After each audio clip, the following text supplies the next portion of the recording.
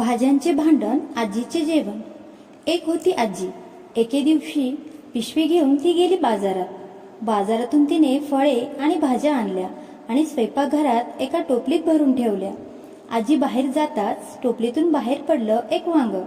ते म्हणाले, मी आहे तुमचा राजा, तुम्ही माझे ऐकायचे. तोच भोपळा म्हणाला, मी आहे मोठा म्हणून मीच आहे राजा.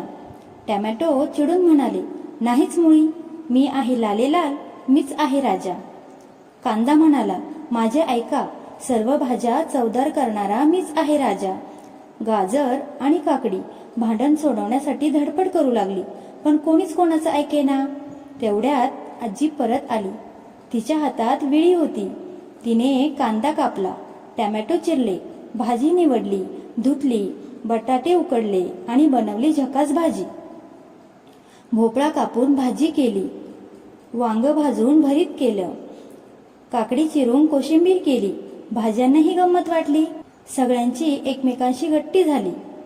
मिरची वाटून चटणी केली, गाजर किसून हलवा केला. नातवासाठी छान ताट वाढले. जेवण मग ताटात झाले.